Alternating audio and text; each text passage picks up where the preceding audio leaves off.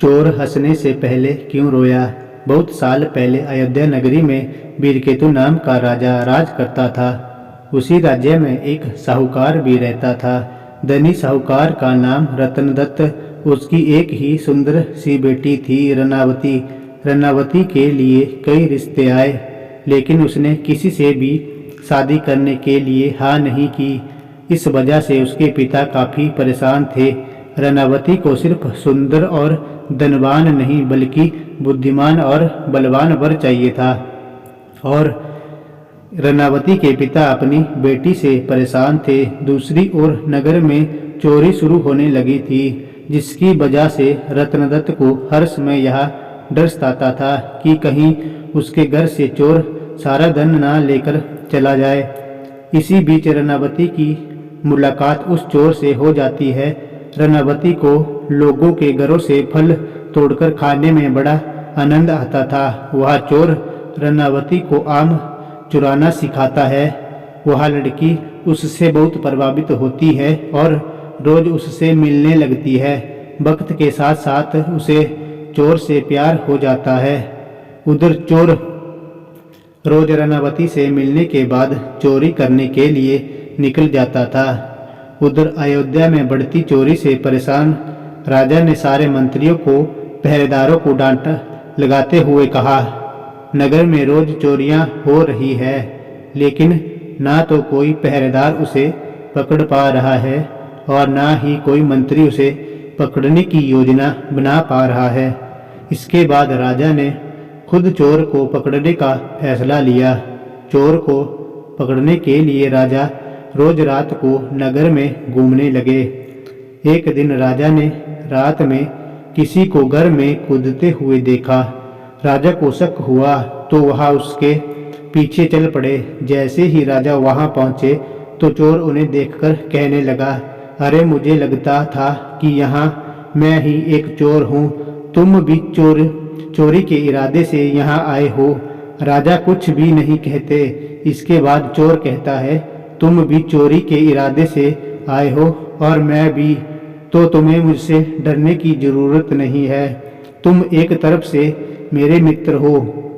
इसके बाद चोर राजा बीरकेतु को अपने घर चलने का निमंत्रण देते हैं।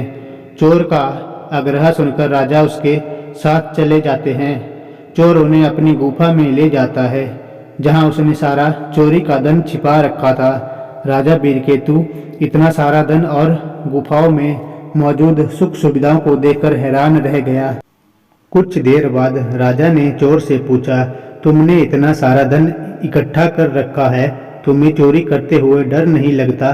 चोर जोर से हंसकर कहता है, राजा की सेना में कोई भी साहसी नहीं है और न ही वो अपने काम को ईमानदारी से कर रहे हैं। अगर एक व्यक्ति भी अपना कार्य ईमानदारी से करता तो इतना मुश्किल नहीं होता मुझे पकड़ना। एक चोर राजा की पूरी सेना पर भारी पड़ गया। वहाँ कोई योद्धा ही नहीं। यह सुनते ही राजा ने अपनी तलवार निकाली और चोर से युद्ध करके उसे अपना बंदी बना लिया। चोर हैरान रह गया। उसे कुछ देर बाद समझ आया कि इतनी देर से राजा वेश बदलकर उसके साथ थे। राजा बीरकेतु उसे अपने साथ राजमहल ले जाते हैं और फांसी पर चढ़ाने की सजा सुना देते हैं। जैसे ही इस बात का ऐलान होता है कि चोर पकड़ा गया और उसे फांसी होने वाली है, तो रनावती परेशान हो जाती है। उसे पता चल गया था कि राज्य में जो चोरी कर रहा था वही उसे आम चुराना सिखाता था। परेशान होकर रनावती अपने पिता रतनदत्त से कहती है, पिताजी, जिस व्यक्ति को मैं मन ही मन अपना पति मान चुकी हूँ, उसे राजा ने पकड़ लिया है और वो उसे फांसी पर लटकाने वाले हैं। आप कुछ कीजिए। रतनदत्त को अपनी बेटी की बात समझ ही नहीं आती। तब वह अपने पिता को चोरी और अपनी मुलाकात के बारे में विस्तार से बताती है और कहती है कि वो उसके बिना नहीं रह सकती। रतनदत्त अपनी बेटी को समझाने की कोशिश करता है। जब बेटी नहीं मानती तो वह मजबूर होकर राजा के पास चला जाता है। वह राजा को बताते हैं कि उसकी बेटी रनावती चोर से बहुत प्यार करती है। अगर उसे फांसी हो गई तो वह भी अपने प्राण त्याग देगी।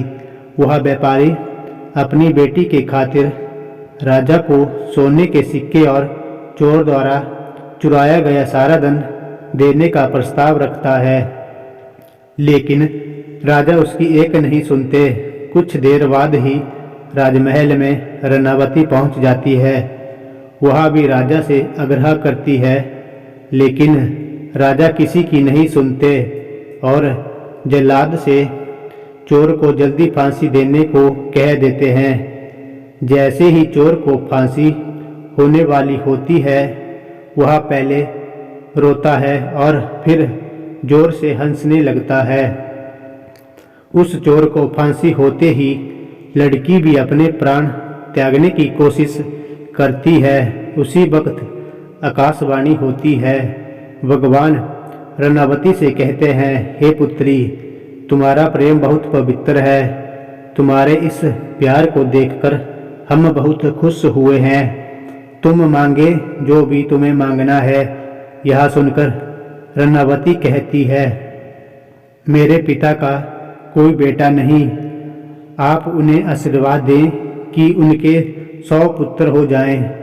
एक बार फिर आकाशवाणी होती है, ऐसा ही होगा, लेकिन तुम कुछ और भी वरदान मांग सकती हो। फिर रनावती कहती है, मैं उस चोर से बेहद प्यार करती हूँ। अगर हो सके तो आप इन्हें जीवित कर दीजिए। रनावती के वरदान मांगते ही चोर फिर से जीवित हो जाता है। इधर यह सब देखकर राजा बहुत हैरान हो जाते हैं। उधर चोर जीवित होने के बाद एक बार फिर से रोता है और चोर जोर जोर से हंसने लगता है। इसी दौरान राजा चोर को कहते हैं, अगर तुम सही रास्ते पर चलने का वचन देते हो तो मैं तुम्हें राज्य का सेनापति घोषित करने को तैयार हूँ। चोर खुशी खुशी हाँ कर देता है। इतनी कहानी सुनाते ही बेताल चुप हो जाता है। फिर विक्रमादित्य से पूछता है, हे राजन बताओ, वह चोर फांसी चढ़ते समय और जीवित होने के बाद क्यों पहले रोया और फिर क्यों हंसने लगा? राजा ने जवाब दिया, सुन बेताल, चोर को दुख इस बात का हुआ कि उसे जीवन में सिर्फ चोरी ही की। इसके बाद भी इतनी सुंदर लड़कियां उसके लिए मरने के लिए तैयार है, फिर भी हंसा इसलिए क्योंकि उसने सोचा एक ऐसी लड़की जिसे राजकुमार भी शादी करना चाहते थे, उसे प्यार भी हुआ। तो एक चोर से दोबारा जिंदा होने के बाद वो न्याय जीवन मिलने पर रोया और खुश भगवान के खेल को देखकर हुआ। एक बार फिर सही जवाब मिलने के बाद बेताल उड़कर पेड़ से जा सकता है।